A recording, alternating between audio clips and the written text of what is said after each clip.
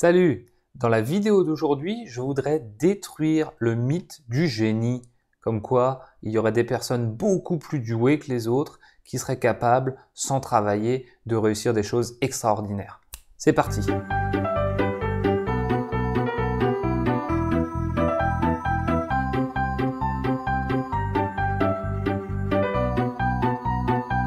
Alors cette histoire du mythe du génie, on la rencontre vraiment partout.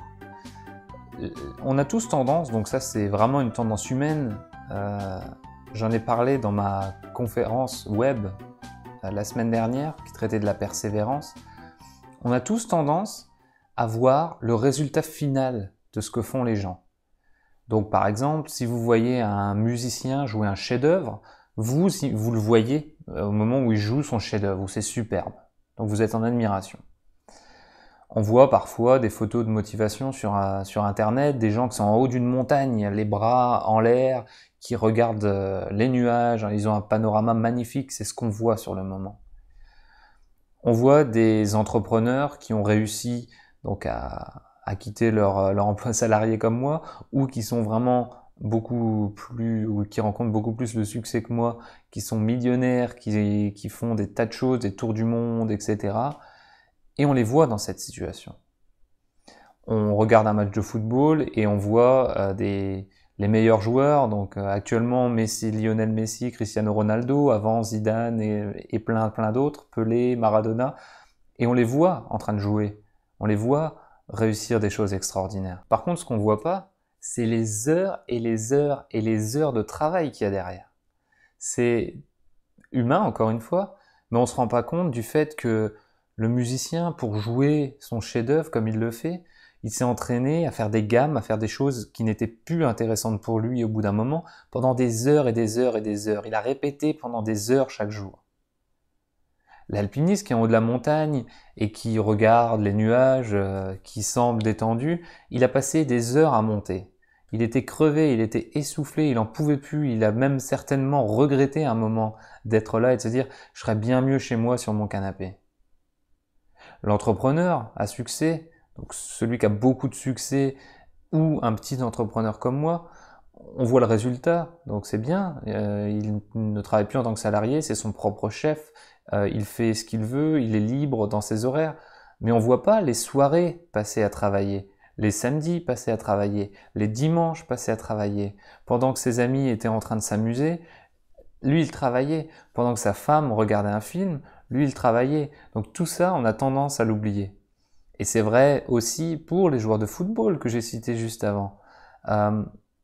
Ils sont pas nés avec un talent extraordinaire pour d'entrée de jeu être capable de jouer à un niveau exceptionnel. Ils ont travaillé, travaillé, travaillé. Et je pense que, bien sûr, je ne veux pas dire par là qu'il n'y a pas de talent naturel, inné ou de facilité qui existe. Ce serait, à mon avis, faux de dire que ça n'existe pas.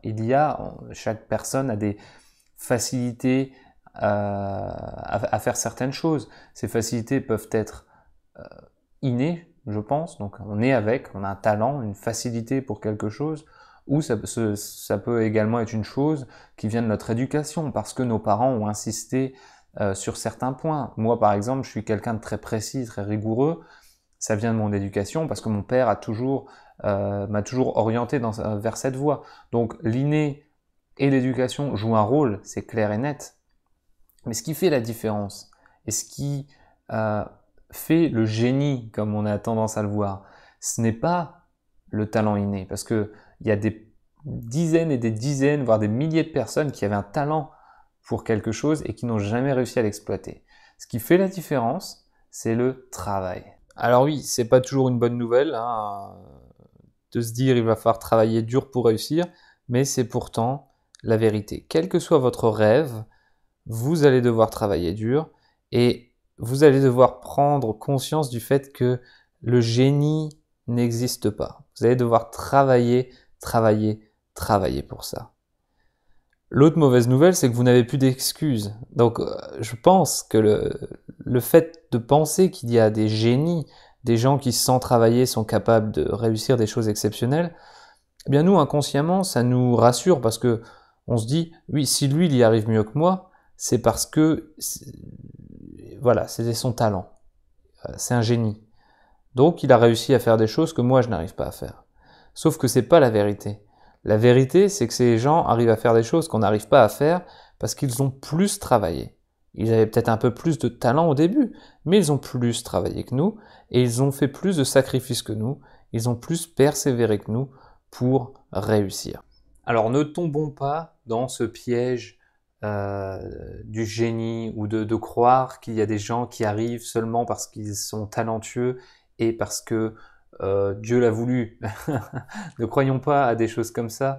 Dites-vous clairement que vous réussirez si vous travaillez. Seul le travail, l'action, la correction, hein, vous agissez, vous apprenez des choses théoriques en lisant, ces choses théoriques que vous lisez, vous les appliquez. En appliquant, vous apprenez, vous agissez, vous corrigez, vous n'avez pas peur de prendre des risques, vous faites en sorte de corriger, de travailler, travailler, travailler avec persistance, avec régularité, et vous finirez forcément par vous améliorer et atteindre vos rêves. Et c'est après des milliers d'heures de pratique que vous serez capable d'atteindre un niveau qui certainement donc sera raisonnable pour vous et vous permettra d'atteindre vos rêves. Donc, n'attendez pas une prochaine vie pour naître talentueux et réussir de grandes choses. Vous avez les capacités de le faire dès maintenant. Et les quelques références religieuses que j'ai faites sont des références de la vie courante. Comme vous le savez, je suis athée, donc je respecte toutes les religions évidemment, mais je n'ai pas fait d'allusion au catholicisme ou pas d'allusion au bouddhisme. C'est vraiment des choses de la vie courante. Travaillez les amis, ça vous évitera de stresser parce que l'action c'est aussi un très bon remède contre le stress et contre l'anxiété. Et dites-vous que vous pouvez faire au moins aussi bien que tous les pseudo-génies qu'il y a un petit peu partout à la télévision et dans les rues. À très bientôt.